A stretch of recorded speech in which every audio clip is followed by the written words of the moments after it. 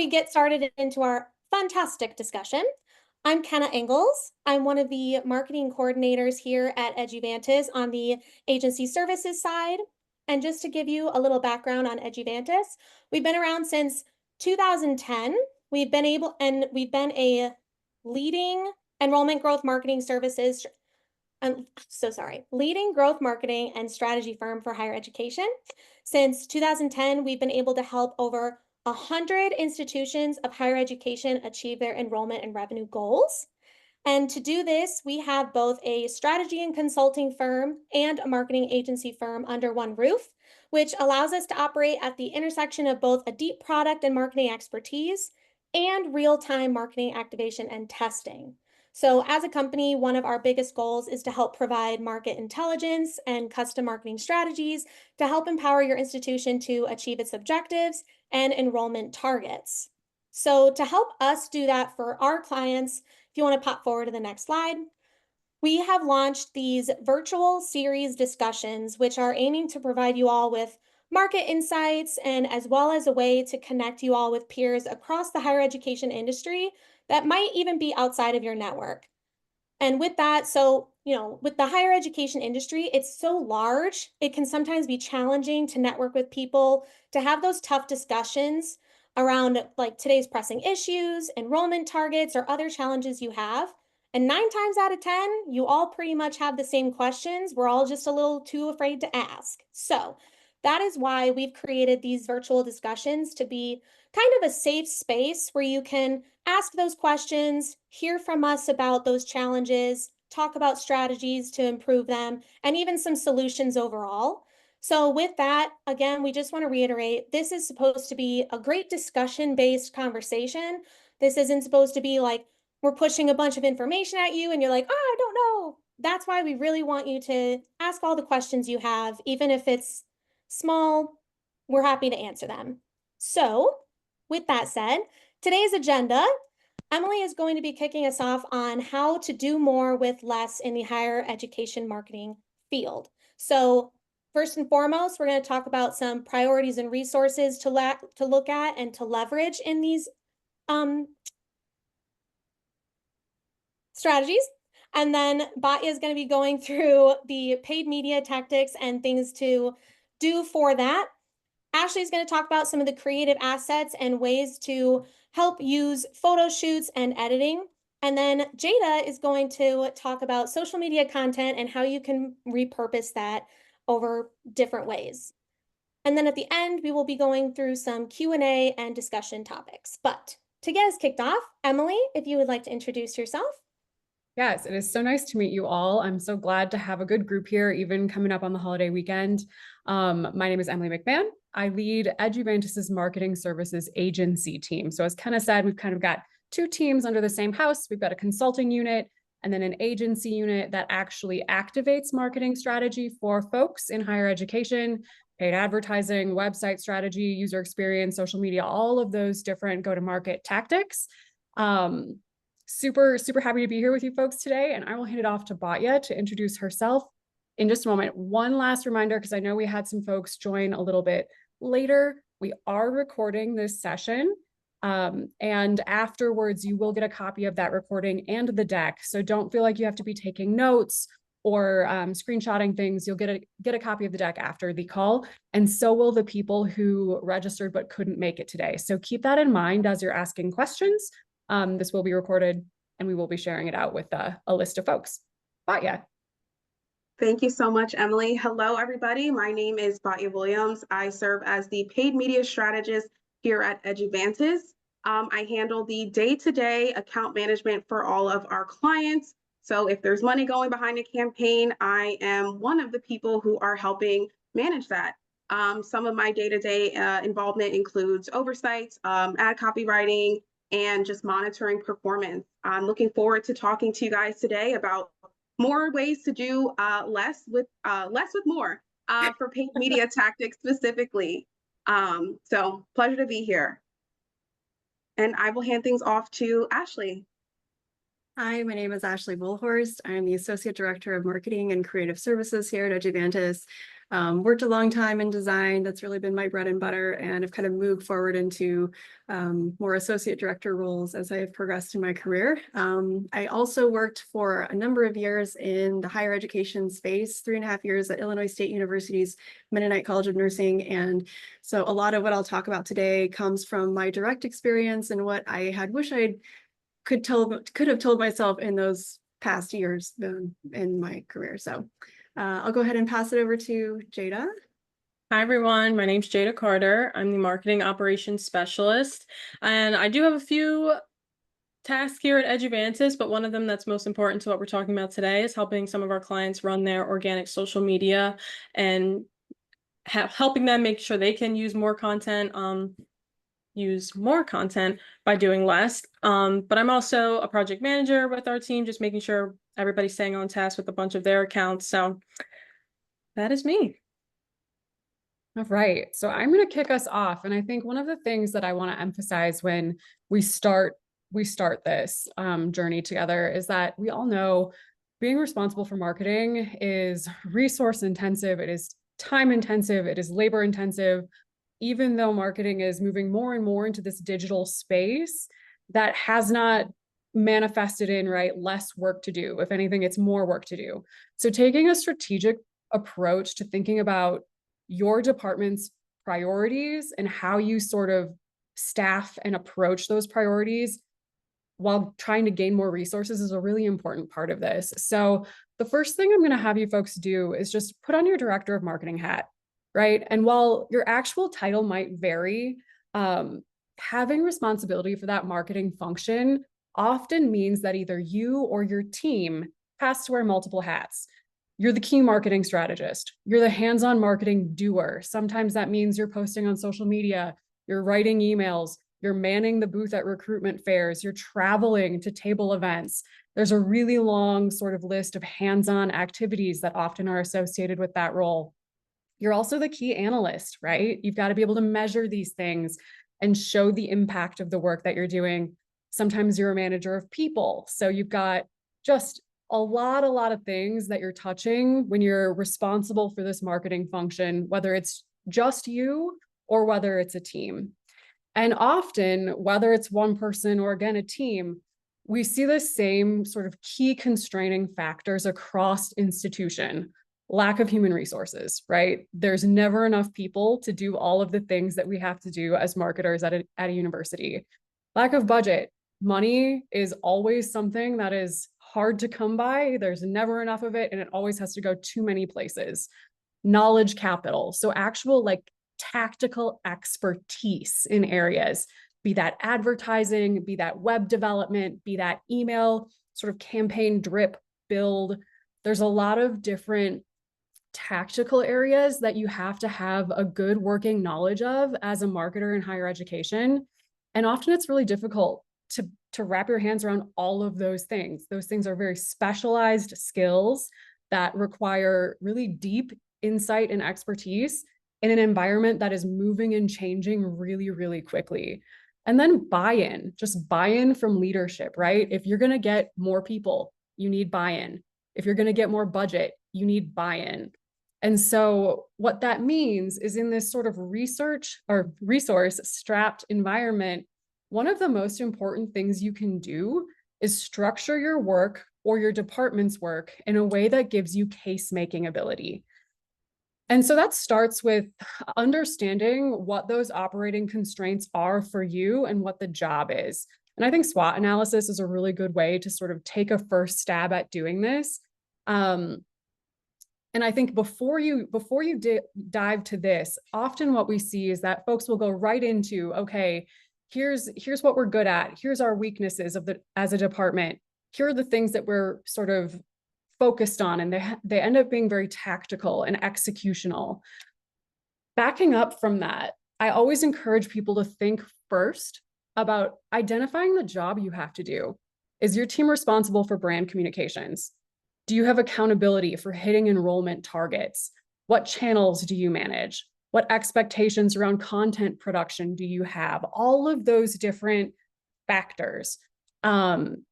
and place those in a hierarchy, right? What is the most important job that you have?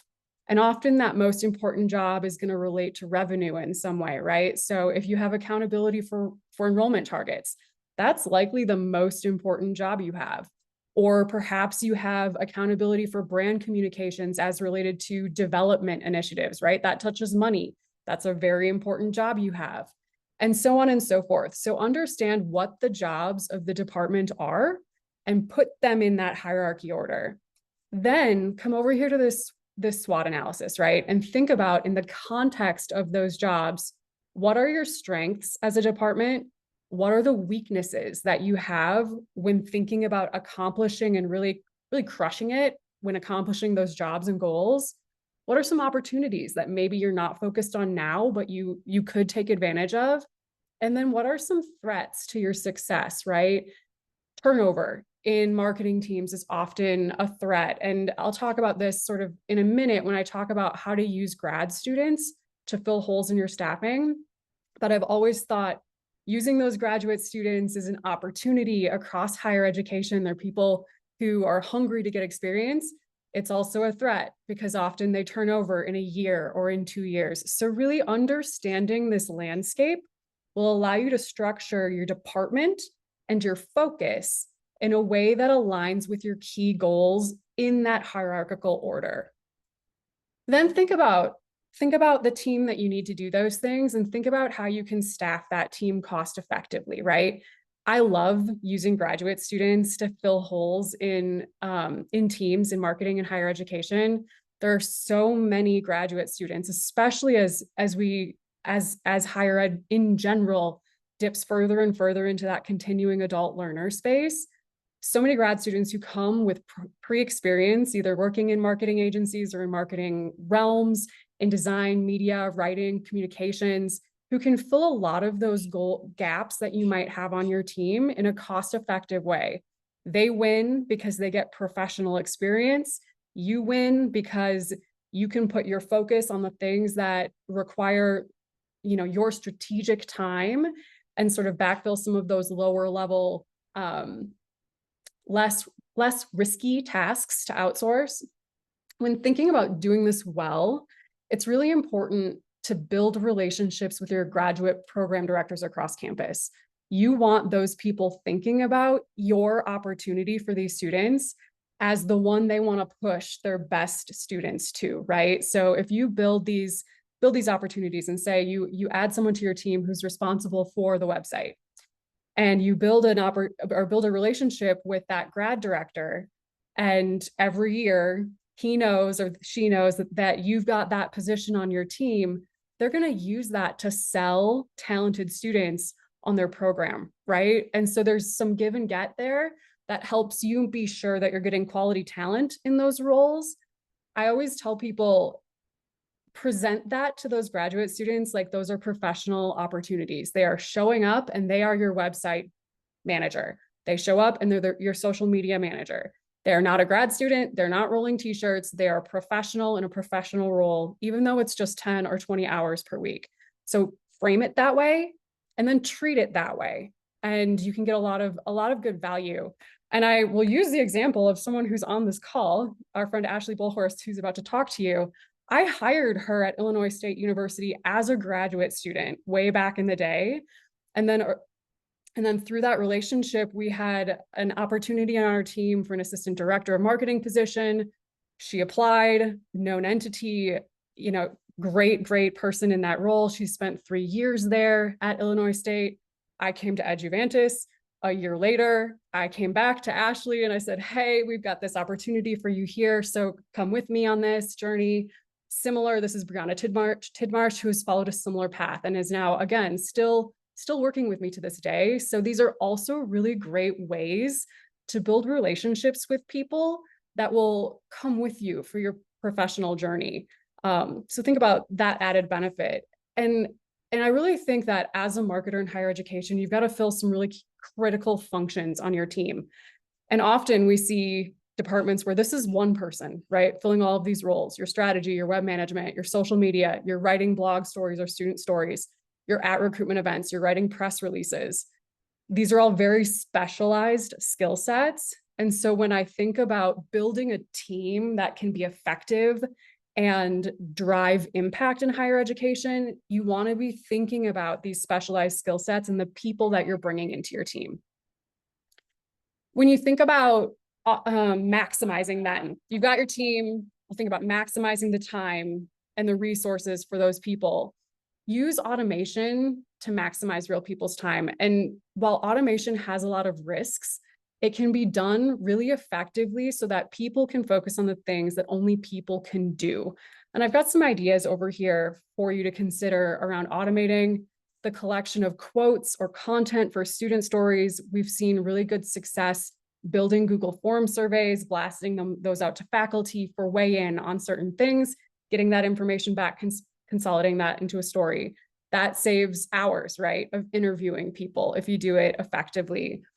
Weaving in request and X functionalities, meeting, phone call into your drip email campaigns allows prospective students to jump forward that, or jump past that we're working together to coordinate that time.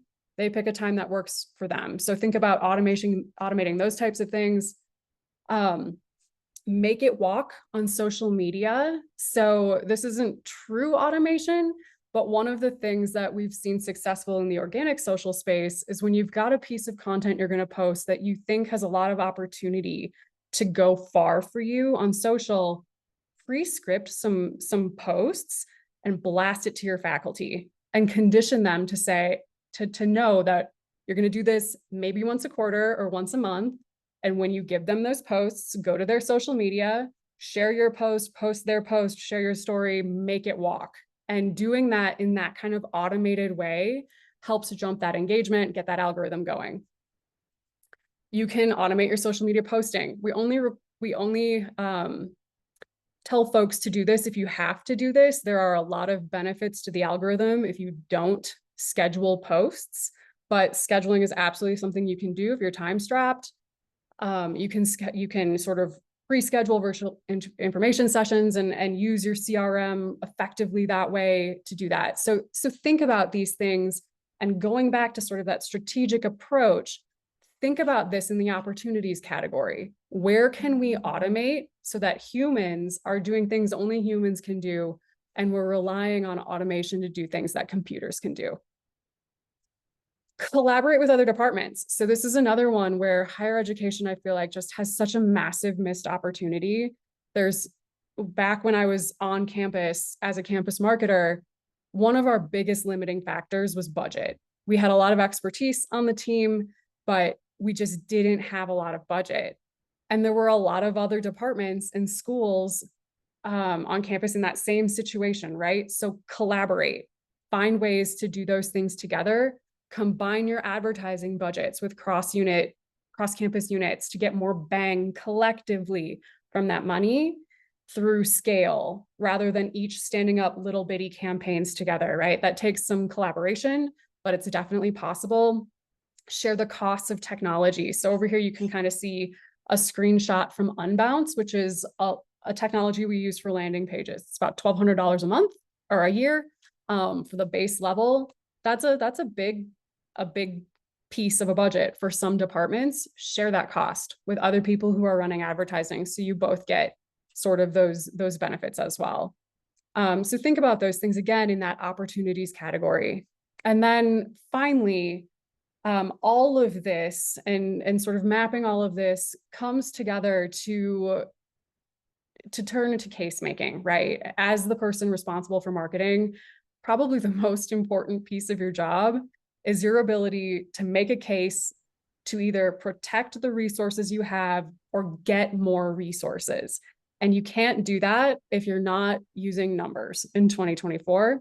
So I always like to say, if you're a marketer in 2024, you're also an analyst. And it's almost impossible to lobby for resources without a good understanding of what's happening on each of the things you're managing, what the return on that is, and what that means for future strategy development. So I've just got over here for you some key metrics to track. If you're not going to track anything else, track these things, and that will help you build that case. So for your website, You're looking at unique page views, so individual people coming to those pages, and you're looking at engagement, time spent on site, engaged sessions.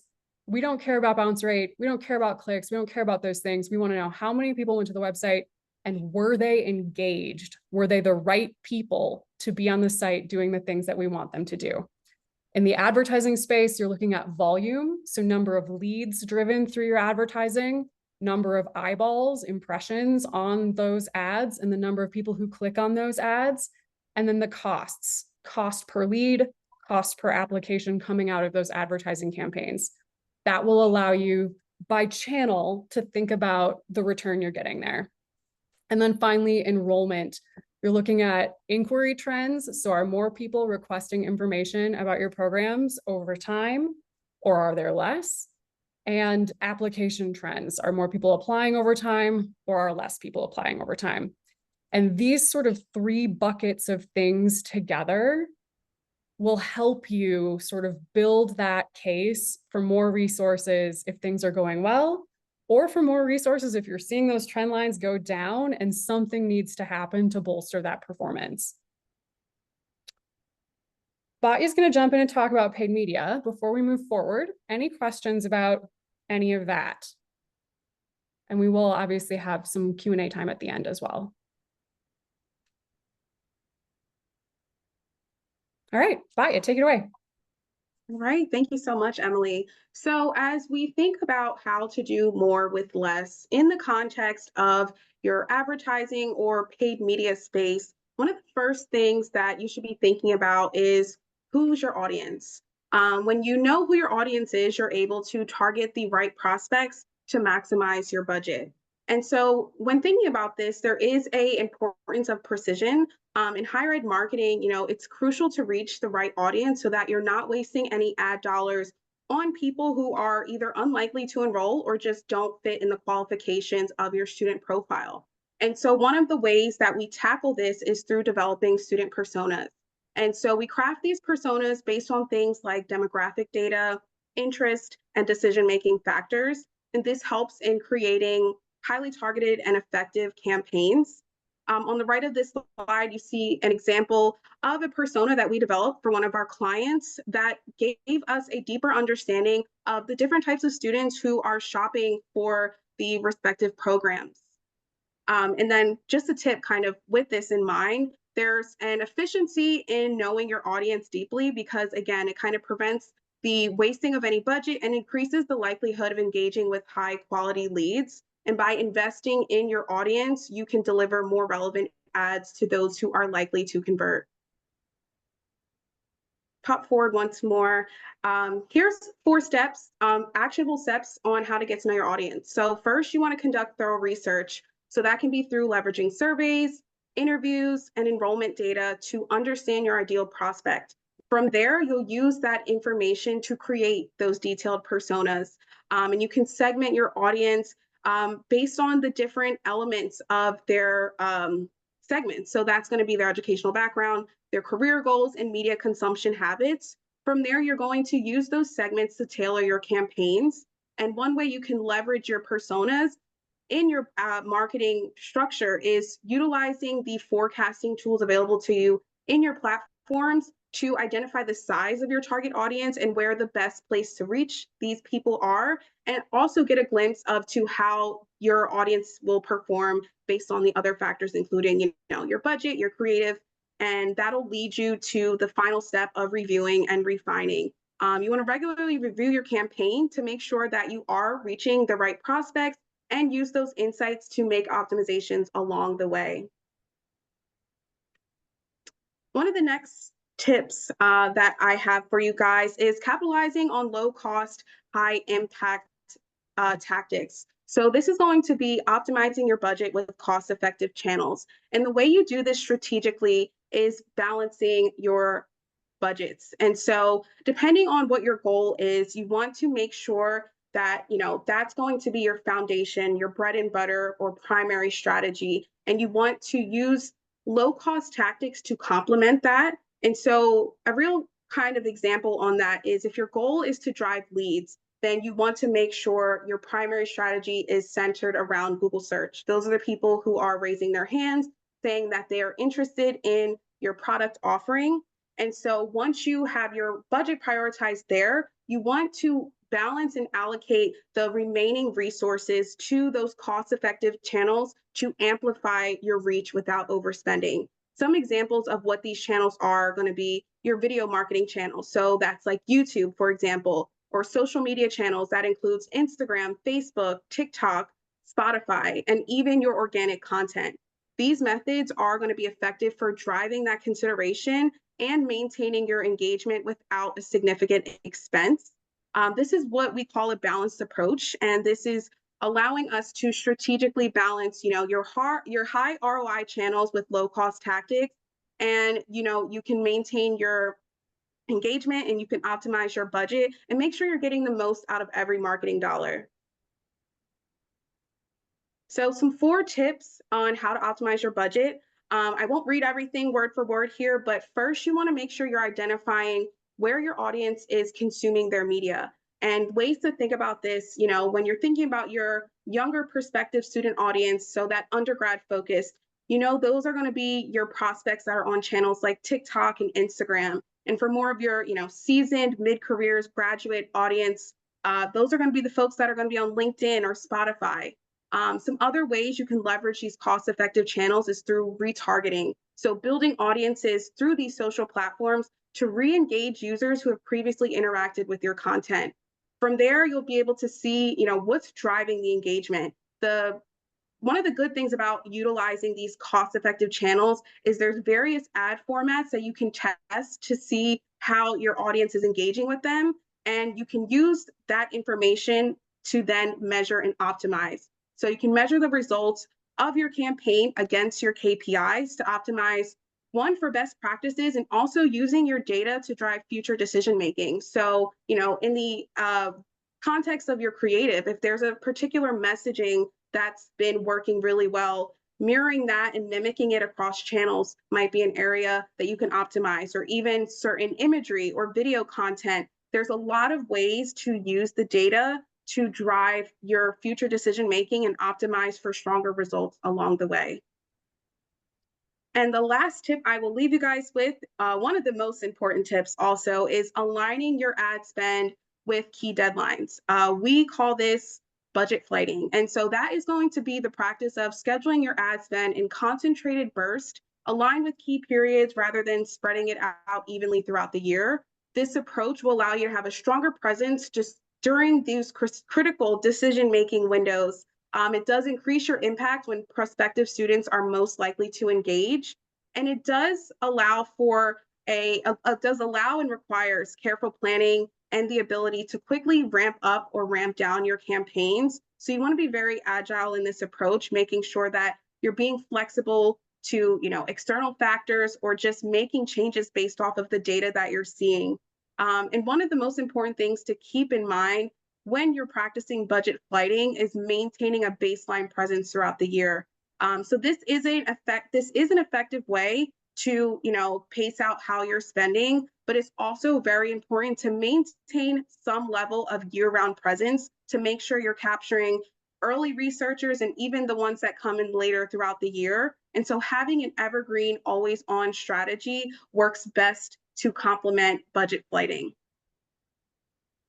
And some final tips relative to how to flight your budget. One is understanding the enrollment cycle. When you know the key periods of when you see an influx of inquiries or applications, that'll then allow you to create a flexible budget model.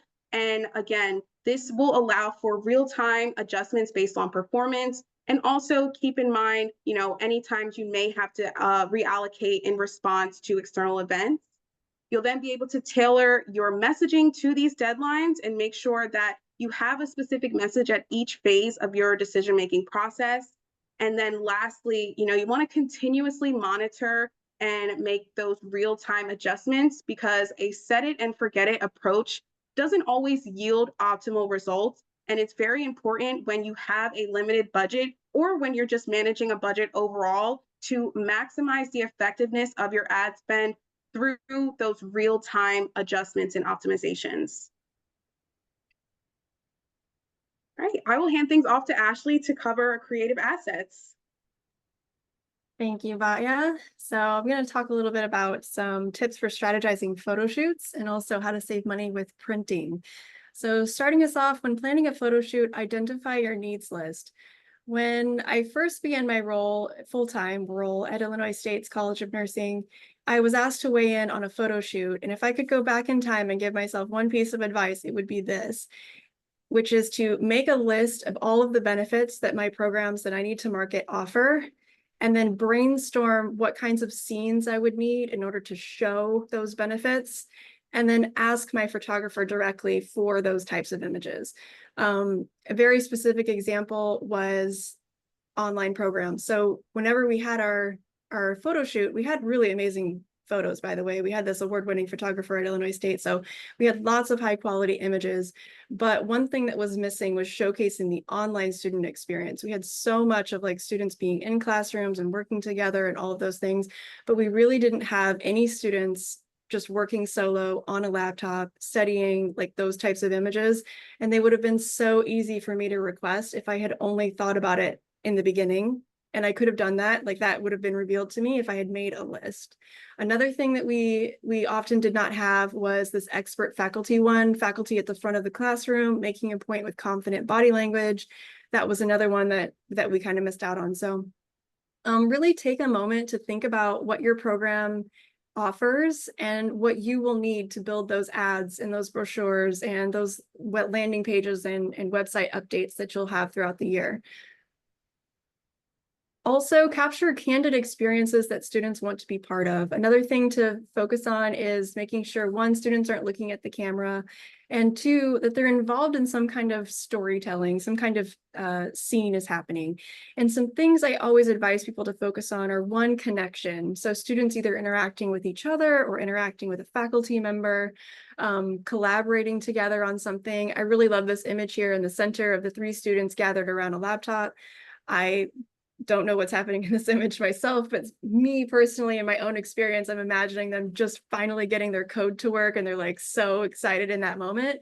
And so like images like that bring a lot of storytelling and a lot of energy to your advertising and the media that you show on your website. So look for those moments to show. Also, hands-on experiences, students taking part in class activities, maybe putting something together if it's like a hands-on tech program, robotics, clinical experiences if it's nursing, that type of thing, and also empowerment and leadership. So this is important across all programs, but it's especially important in the graduate space because they're not so much just concerned about the what of the curriculum, but it becomes more about the why. It's about critical thinking, it's about developing your voice, it's about becoming an industry leader, and they really want to see in your imagery that type of transformation. Like this image here of this student with her hands steepled on a laptop, she's leading a discussion, she looks very in charge and being ready to share her thoughts. Things like that are really important. And then the one right below that, this woman is leading discussion. She's at the front of the room, maybe teaching, acting as an industry expert. Those types of things are really important to show. Next, capture any extra footage that you may need at video shoots that can be used for other projects. So for example, if you're filming a nursing simulation lab tour, get extra B-roll footage that can be used for a video ad or looping video for a web page header, things like that. It's so helpful to have those types of like extra footage libraries that you can dip into whenever you have a need like that. Next, saving on printing costs. Number 1, stick to evergreen content when printing through vendors. Printing costs can be really expensive, and the best way to save money is to print in bulk. And this is true for 2 reasons. One is because whenever you're printing in bulk, you always save money cost per piece as the quantity increases. And 2, not a lot, but a significant portion of the printing costs is rolled up in the labor that it takes to coordinate the printing and also set up the equipment. So the key is to just do that one time, do all that setup and all that human interaction one time, pay for it once, and then print out a lot of materials that you can use over the course of several years. And so the key is to make sure they're evergreen, that they're going to last you a long time. And some tips I have for you in that space are leave years off when mentioning application dates. So this is an example of an online RN to BSN program slick or one-page program brochure that we used to hand out at events. They still do actually, because we made it evergreen. But we have no application dates listed there on the front, but we do give them some basic information about when to apply. And then like in terms of like August or December. And then we also have a QR code for some changeable information. So unique to this program is that throughout the state of Illinois, Illinois State University has partnerships with community colleges across the state who have associate's degree RN programs, and then we can bridge them to their BSN through our online RN to BSN program. So there's a lot of interaction that happens there in terms of making sure the curriculums match up and it's a seamless experience. And so we built these partnerships in order to facilitate that, and we're constantly growing these relationships. So to print them on a piece would make them almost immediately irrelevant as we continue to grow those partnerships. So instead, we included a QR code so they can visit the website, see the list, see the interactive map, and see how those relationships are growing. And if you want to pop back, one more thing to add is anything that's like sensitive, like study abroad information as well. Sometimes those things change. Like if you have different locations that you're going to, that's another option for including like a QR code. Next, create templates that can be updated in-house and printed on demand. So for anything else that's not able to be made evergreen, you'll want to build templates in your brand that you can update on the fly. So taking a look at this first one here, this fact sheet, we had a dean that was really interested in the data. She wanted to know like enrollment data year over year and you know, just various facts about the program, and always wanted to have these types of sheets on hand so that she could hand them out to community partners and then also people on campus so that she could, you know, update them on how our program was doing. And we needed to update these yearly, and I never knew, you know, it was always a variability in terms of how many will she need? Will she need 50 this time? You know, sometimes she only needs 5 because she's going to an alumni dinner. And so being able to print these on demand very quickly was super helpful for us. Other things in that same bucket would be like plans of study that sometimes are updated with new class titles and information. And also this Paths to Your BSN, this program comparison table. We had several different ways to offer our program, and it was super helpful to students to show side by side what those options looked like. And also we could edit them on the back end where, you know, I had several versions of this exact handout based on who I was talking to, because on the back end, we could edit them. So like if we have a student that's really already on the transfer path or in the community college environment, they're really only looking at either traditional BSN or maybe going into the online RN to BSN, those types of things. We could hand them a handout that was relevant to only what they wanted. So it gave us a lot of flexibility, and we were able to customize it to our students. One more thing before we leave this slide is whenever you're printing from an office printer, it's really helpful to leave a 0.25 inch of white space all the way around. And then that way you can just set your office printer to print at 100%, and then you'll have like perfect white margins all the way around. It won't give like a little bit at the top extra white space, like none of that. It'll look perfect every time. So that's my little insider designer trick for that. Next, build presentation decks like digital brochures that double as free takeaways. So the best way to save money on printing is to just not do it. So one way you can do that is to build your presentation decks very thoroughly.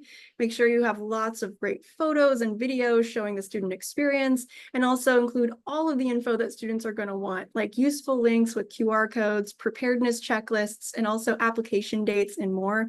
And you can really check in and see how well these slide decks are resonating based on the download stats from your CRM. So whenever I used to run my info sessions at Illinois State University, I always, after every session, sent out an automated email and said, hey, you know, thanks for coming. As a free takeaway, feel free to download the deck, reach out to me if you have any questions. And I could see the statistics, like how many people would open it and how many people would download it. And it was almost universally downloaded. So always check in on that and make sure that your content is resonating. And if there's something like not clicking, like if they're skipping the download, maybe look more into that and think about adding more images and more relevant information. So it's a really useful takeaway that they can add to their files. All right, and so I'll go ahead and pass things on to Jada, who's going to walk us through some social media content. All right. So in today's society, brands, including universities, are pretty much expected to be on all platforms in some capacity, and that can be that can take a lot of time to figure out what content exactly you want to post across all of these platforms, or even see if you have enough. So I'm going to talk to you guys a little bit about repurposing content for social media. And these tips start with leveraging existing content to maximize those resources. So before you go out and create new content, it's really important to know what you already have. So a content audit's going to help you take stock of your current assets where you might uncover something that may not have been used enough or just forgotten. And this will save you time, resources, and will ensure that your content is aligned with your goals. And when conducting a content audit, you want to do 4 things. You want to start by categorizing your content type. So do you have blog posts? Do you have old webinars, research papers, newsletters, interviews? You want to separate all of those out. And then you want to assess the performance of that content. So review the analytics, look at page views, social shares, engagement rates, conversion rates, and you really want to pick those high engaging posts because that way you know they've already been resonating with your audience previously. And then look for content gaps. So these content gaps are topics that are important to your audience, but maybe not have been talked about enough on your platform. And that will help you inform your future content choices and also repurposing efforts. And then lastly, make sure you're checking for content recency. So check the age of your content. Some of the older content might just need to be updated a little bit before you repurpose it, especially if it includes data or just references that are no longer current. And just some tools you can use when conducting your content audit are Google Analytics, SEMrush, or just a simple Excel spreadsheet. You can pop forward.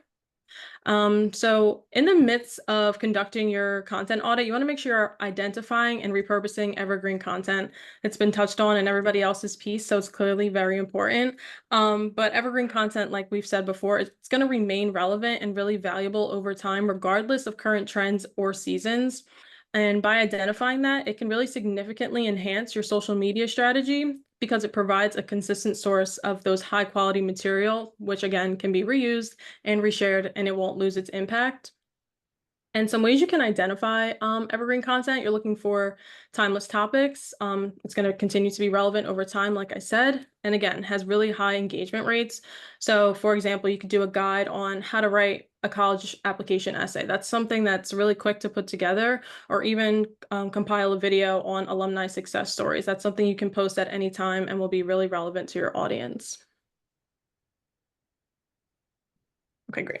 So first thing we did was conduct our content audit, and then within that, we also identified some evergreen content. So after you've done that, you want to tailor that content to different platforms and audiences. So when looking at higher education, your audience is most likely going to be prospective students, your current students, alumni, faculty, staff, and maybe even industry partners. And the platform that those people prefer is what you want to make sure you're putting that content on. So I just threw a couple examples on the far right side of just some of that repurposed content that you can use for that audience. So for example, you can repurpose longer campus tour videos into short, really engaging clips that will highlight different aspects of campus life, such as the dorms, the dining halls, or even student organizations, and post that on Instagram, TikTok, or YouTube. And then for your current students, you can post event highlights, student projects and achievements, or even academic resources and tips. And like I said, you might already have a recording of a campus event that you can turn into just a highlight reel or photo galleries, which can allow people on social media to just flip through. And that way, this is something you already have, and you can just take it and turn it into something new and something that people have not seen already. And this works for, again, your alumni, faculty, and staff, and a couple of different ways you can do that there as well. And then, so we've conducted our audit, we found our evergreen content, we know who our audience is and where they're posting it, where we're posting it. And now, again, just some more repurposing ideas. So this example here on the right, again, these are some long form magazine articles that were just either printed out and sent to people and now just live on a website where you have to kind of know it's there to see it. So we took those and repurposed them into social media blogs and social media posts and blogs as well to go on the website. because they don't live there currently. So again, you can turn some long form content into short form, taking research papers, case studies, and webinars, and take pull quotes, key takeaways, make infographics, little video snippets, or even a series. And then you want to visualize really data heavy content through charts, statistics, graphics, or interactive visuals. So that might even look like a map or interactive map that people can use online to kind of get engaged with.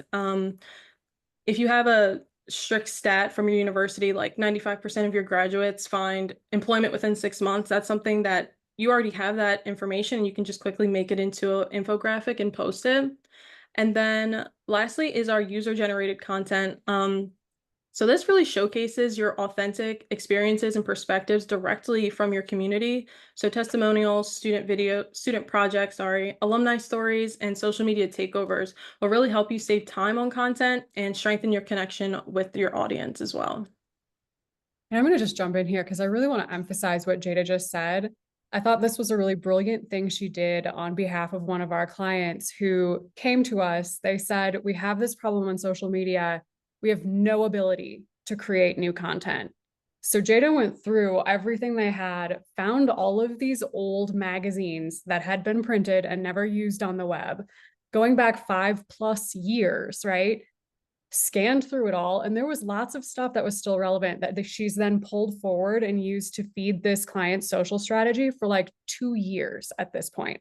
So there's a lot of archived content that you likely have that you can reuse if you're just smart about doing it. Exactly. Thank you, Emily. And then after you've done all of those things and you have your content, you have your audience, and you know where you're posting it at, the last thing you want to do is really just measure that performance and optimize off of that. So measuring the performance of that content is going to help you understand what strategies really resonate with your audience and which ones might need improvement. You can analyze again your engagement metrics that will help you identify trends, optimize your content mix, and allocate your resources more effectively. So if you see old blog posts that you've turned into videos or pull quotes are most popular, that's something you can use in the future and make sure you're getting that content when the time comes once it's new, and then you can repurpose that. So then just on the right are just some key metrics to track, which I'm sure you're all aware of, but just engagement rate, your reach and impressions, the number of people who have seen your post, click-through rates. If you have a link on any of your posts, you want people to take action on those, that's definitely something you want to be tracking. Conversion rate, same thing. If you want people to apply or learn more or just inquire more information. And then audience feedback. So make sure you're checking your comments or messages, survey responses. Are people sharing my posts? Are they liking it? Are they quoting it with more information? So these are just all really important things. And by consistently tracking your performance and iterating on it, on your strategies, you can ensure that your content stays relevant and repurposing efforts are effective and evolving along the way.